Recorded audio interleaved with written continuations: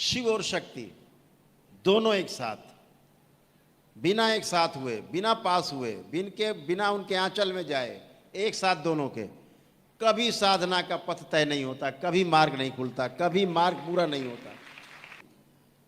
आपके लिए सबसे ज़्यादा, सबसे सुंदर आपका शरीर है। शरीर ही आपका साधन है और इसी शरीर के द्वारा ही आप मुक्ति पाते हो। बड़े बड़े देवी देवता भी शरीर को पाने के लिए इस दरबार में आप सबकी सेवा करते हैं।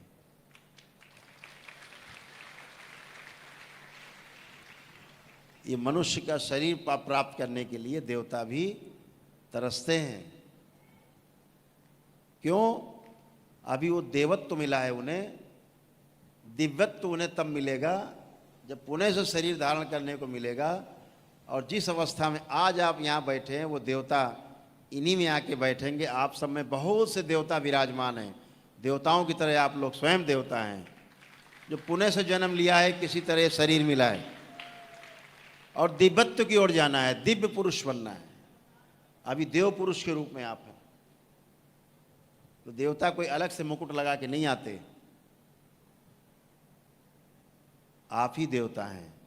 देव भाव, देवता एक भाव है, दिव्यता एक भाव है, मनुष्यता एक भाव है, दैत्यता एक भाव है, दानवत्व एक भाव है। और जिस शरीर को धारण कर लेती है भाव, वैसे ही सामने दिखाई देता है। तो देवत्व से दिव्यता की ओर बढ़ना है। देवत्व तो आप प्राप्ति कर चुके हैं, आप यहाँ बैठे हैं, ये देवत्व की निशानी है, ये निशानी है देवताओं की। दैवी गुणों से आप भरे हुए हैं, यही देवत्व है, यही देवता है। देवता कोई अलग से नहीं आएंगे कि उड़ते हुए आए ऊपर से कलश लेके। आप ही देवता है। दिव्यता की ओर बढ़ने का भाव लिए जो घूम रहा है, उसे ही देवता कहा गया है। तो आपके अंदर वही भाव है कि हमें दिव्यता प्राप्त करनी है, हमें पूर्णता प्राप्त करनी है। ऐसे मत सोचो कि अरे हम तो कुछ अभी जानते ही नहीं, हमें तो अभी कुछ अनुभव नहीं हुए। जब बच्चा पैदा होता है ना, उसे भी कोई अनुभव नहीं होता है। जब अब्दुल कलाम पैदा हुए होंगे तो कोई नहीं जानता कि ये राष्ट्रपति बनेगा कल।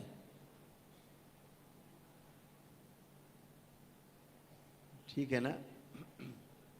तो कोई नहीं जानता भविष्य में कि क्या होने वाला है, सिवाय गुरुओं के किसी को नहीं पता होता।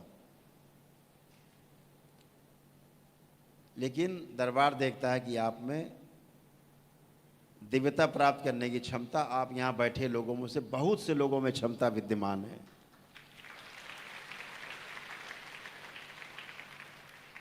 आवश्यकता किस बात की है? उस एक क्षण की। और ध्यान रखो, वो क्षण अभी प्राप्त हो सकता है, इसी वक्त प्राप्त हो सकता है, इसी समय प्राप्त हो सकता है।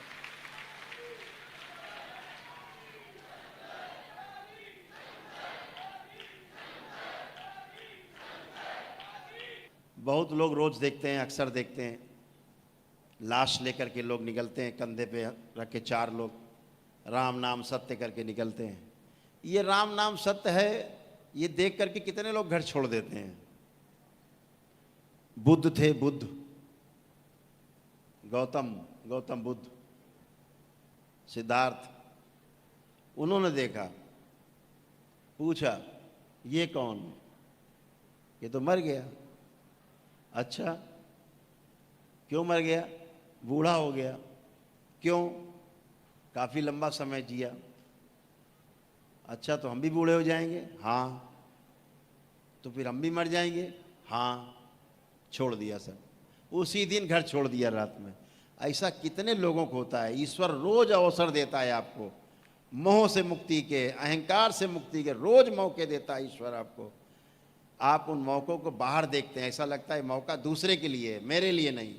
इसलिए आप उस मौके को उपलब्ध नहीं हो पाते, उस क्षण को, उस घटना को आप उपलब्ध नहीं हो पाते, इसीलिए आप ईश्वर को उपलब्ध नहीं हो पाते। ये प्रकृति बहुत मौके देती है आपको, बहुत, हर क्षण मौका देती है। हमें लगता है दूसरे के लिए मौका है, हमारे लिए नहीं है, तो दूसरे का मौका बन जाता है, आपका नहीं होता।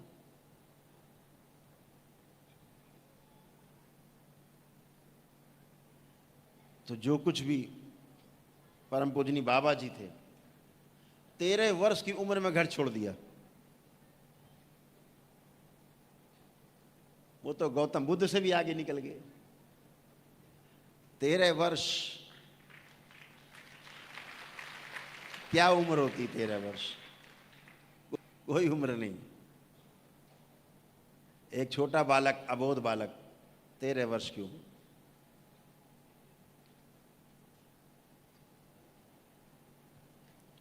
तेरह वर्ष की उम्र में मोह छूट जाए,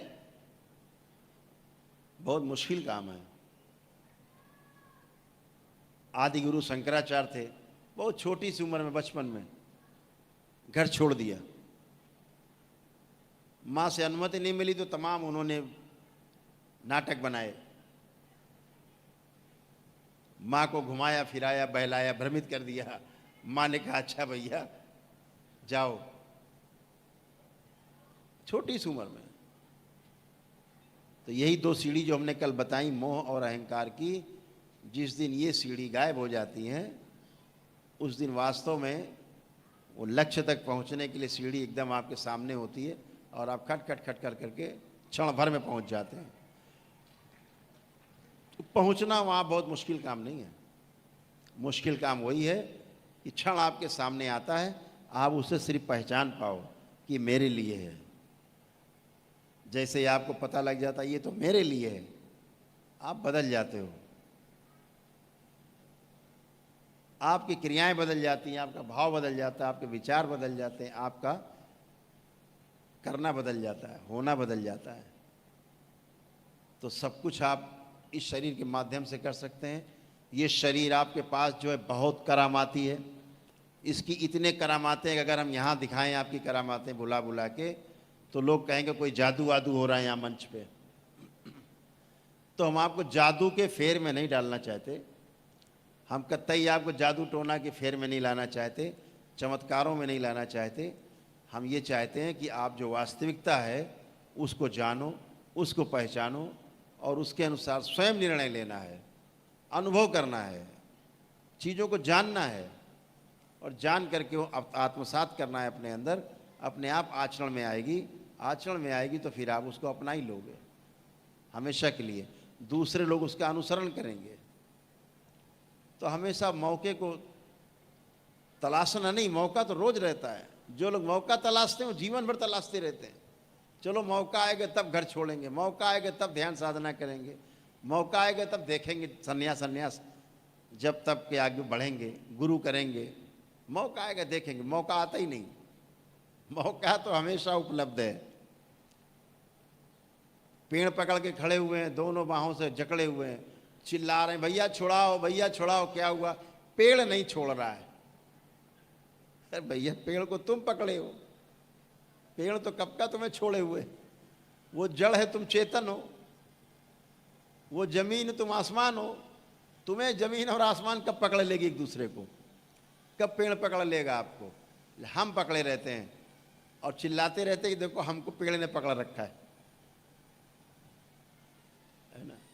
तो चीज़ों को, अवसर को हमेशा बेकार नहीं जाने देना। अवसर आए झपट लो, अवसर पे चढ़ाई कर दो, एकदम जाने न दो अवसर को।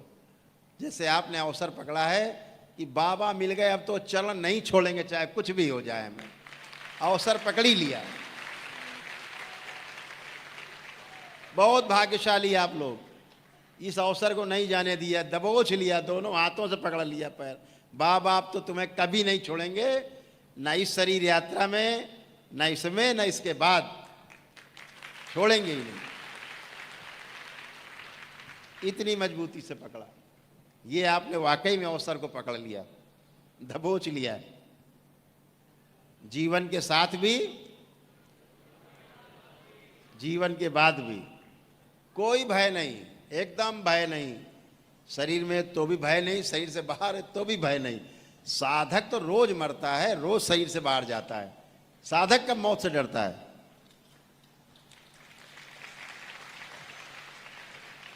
साधक तो रोज शरीर छोड़ता है, रोज छूटता है, रोज ब्रह्मांड की यात्रा करता है, रोज ही जाता है। किसको डर पड़ी है मौत की? मौत क्या है? मौत तो एक क्षण है, वही जीवन है। मृत्यु ही जीवन है, मृत्यु ही जन्म है। जन्म ही मृत्यु है, और क्या है? दोनों जुड़े हुए, टॉप और बॉटम अलग अलग दिखते हैं, है एक ही में।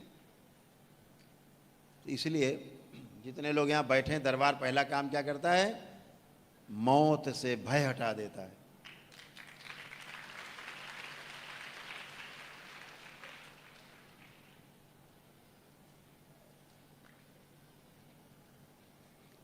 सात शरीर बताए गए हैं सूक्ष्म। ध्यान साधना के दौरान महापुरुष बताते हैं कि 7 शरीर होते हैं, 7 चक्र होते हैं, कोई कहता है। समझने के लिए चक्र बताए गए। जैसे समझने के लिए बोला गया हाथ है, पैर हैं, मुंह है, नाक है, ऐसे ही समझने के लिए चक्र बताए गए कि मूलाधार चक्र है तो कहाँ है, तो यहाँ होगा, तो स्वादिष्ठान है तो कहाँ है, तो यहाँ होगा, तो मणिपूरक है तो कहाँ है, तो यहाँ होगा, अनाहत यहाँ होगा, विशुद्धि यहाँ होगा, आज्ञा चक्र यहाँ होगा, तो सहस्रार यहाँ होगा। समझने के लिए कि कहाँ की बात हो रही है। शब्द हैं, केवल शब्द। चक्र को तो बेचारे को यही नहीं पता कि उसका नाम किसने रखा है, क्या नाम है। चक्र तो चक्र है, बस है, इससे क्या लेना देना उसको, नाम तो हम आप रखते हैं। तो जब 7वां चक्र आता है, ऐसे कहते हैं लोग, जब 7वें चक्र का भेदन करना होता है, सोचो, कल्पना करो, आप साधना की चरम पर हैं, ऊंचाइयों पर हैं, सबसे ऊपर हैं, टॉप पे, और सबसे ज्यादा मोह किससे? तो शरीर से। तो सबसे ज्यादा भय किससे? तो मौत से, मृत्यु से।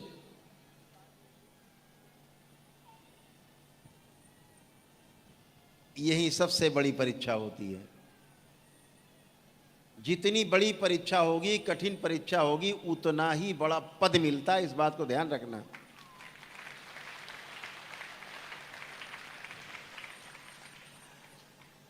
पद का स्तर, परीक्षा आपकी सरल है कि कड़ी है, इससे तय होता है। जितनी बड़ी परीक्षा, उतना बड़ा पद मिलता है।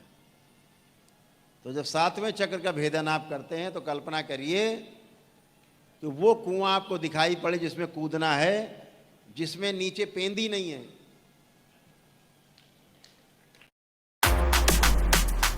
क्या आप भी स्टॉक मार्केट में इन्वेस्ट करना चाहते हैं पर कंफ्यूज हैं कि कौन सा आप चूज करें? Don't worry. तो वो कुआं आपको दिखाई पड़े जिसमें कूदना है, जिसमें नीचे पेंदी नहीं है। कूद गए, ये आखिरी रास्ता है। जंप मारी, नीचे है ही नहीं तली, कहाँ रुकेंगे पता ही नहीं है, जुगाड़ ही नहीं। आप ऊपर से तो कूद सकते नीचे 2 माले से कि नीचे जमीन है। वो ऐसा कुआं जहाँ नीचे है ही नहीं रुकने वाला, जुगाड़ ही नहीं रुकने वाला।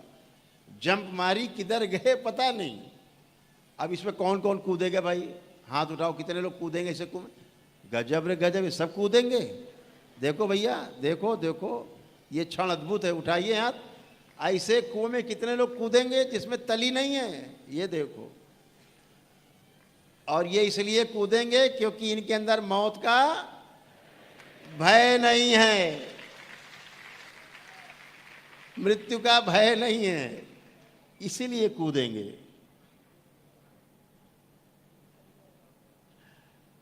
तो बहुत से लोग उस 7वें वाले द्वार से वापस लौट आते, कहते बस यहीं तक ठीक है, इसके आगे ठीक नहीं है, अधूरे रह जाते। पूरा होना है जंप, वो जंप है। अंतहीन यात्रा, अनंत में विलय होने का समय आता है जब, तो बहुत सुंदर क्षण होता है। बड़े परम सौभाग्यशाली हमारे वो महापुरुष जिन्होंने इन क्षणों में जाकर के अपने आप को खो दिया, लुटा दिया, जंप कर गए। वो जंप कर गए तो हमारे लिए माइलस्टोन बन गए।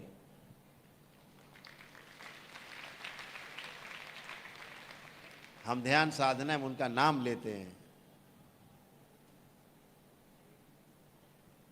नानक हो, कबीर हो, कृष्ण हो, राम हो,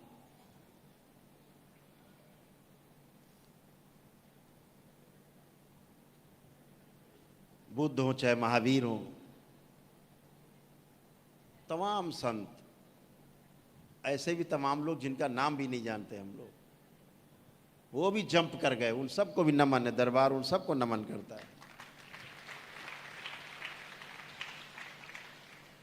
हमारे महापुरुषों ने जो हमें रास्ते दिखाए, हमारे गुरुओं ने जो हमें रास्ते दिखाए, जो परम पूजनी बाबा और हमारी प्यारी माँ जो हमें रास्ता दिखा रहे हैं, हमें सुरक्षित रखती हुए, हमें जब हम ध्यान साधना में उतरते हैं, बाबा रास्ता दिखाते, मार्ग दिखाते, और माँ हमारी साधना के समय रक्षा करती है कि हमारे बच्चा सुरक्षित रहे। शिव और शक्ति दोनों एक साथ, बिना एक साथ हुए, बिना पास हुए, बिना उनके आंचल में जाए, एक साथ दोनों के, कभी साधना का पथ तय नहीं होता, कभी मार्ग नहीं खुलता, कभी मार्ग पूरा नहीं होता, कभी पूरा नहीं होता, जब तक दोनों एक साथ नहीं है। माँ और बाबा एक साथ हैं, शिव और शक्ति एक साथ है। इसलिए आपको रास्ता मिलता है, इसलिए तमाम चीज़ों से आप उबर के बाहर आते हो, इसलिए तमाम चीज़ों से आप हंसते खेलते बाहर निकल आते हैं। जिन चीज़ों को देख के आदमी रोता है, उन चीज़ों को आपको देख के लगता है अरे बाबा हैं तो, माँ है तो, चलो संकल्प कर लेते हैं। आप संकल्प करते हो, संकट यूं भाग जाता है, गायब, समस्या गायब, कष्ट गायब। कितनी बड़ी शक्ति दी कलयुग में बाबा और माँ ने, इस दरबार ने। मात्र प्रार्थना और संकल्प से चीजें ठीक हो जाएं, केवल अपनी प्रार्थना अपने लिए, उससे हम स्वस्थ हो जाएं, केवल अपने प्रार्थना और संकल्प से हमारे परिवार के लोग ठीक हो जाएं, शरीर स्वस्थ हो जाए, मन स्वस्थ हो जाए, आध्यात्मिक मार्ग मिल जाए, जैसे आज आप उस मार्ग पे चल रहे हो। बहुत बड़ी घटना है कलयुग में। इसे लोग युगों युगों ध्यान रखेंगे कि कलयुग में वो समय भी आया था जो मात्र प्रार्थना और संकल्प से लोगों ने मुक्ति पाई। आप उसके माइलस्टोन बनेंगे, आप उसके नींव के पत्थर हैं, याद रखेंगे लोग आपको।